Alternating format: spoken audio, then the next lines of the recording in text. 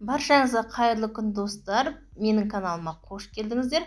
Бүгін сіздермен осындай муравейник, қазақша айтқанда құмырсқаның илеуі деп аталатын торттың рецептісімен бөлісетін боламын.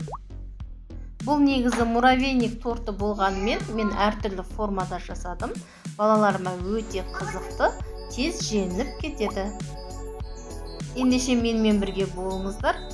Осындай әртүрлі формада қалай жасалатынын бірге көрейік.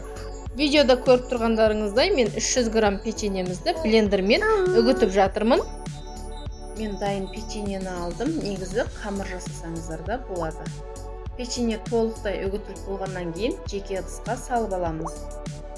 Ендігі кезекте қоюлатылған сүтіміз, яғни вареная сгущенкамызбен ертілген сары майымызды араластырамыз.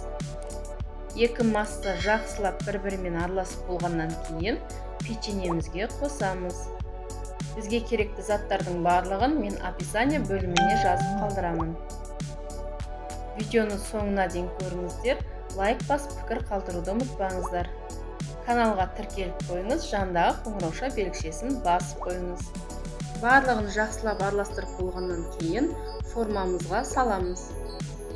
Мен алғашқыларын стаканның формасында жасадым. Кейінгілерін кекстің формасында жасадым. Сіздер формасын торт сияқты етіп, тарелкаға барлығын жинап, солай жасасаңыздар да болады. Немесе дөңгелектеп, әртүрлі формада жасасаңыздар да болады. Барлығы өздеріңіздің қалауларыңызға.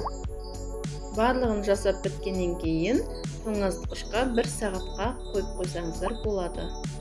Ең соңында мен кокосовая стружка септім және шоколадымызды ерітіп әсемдедім.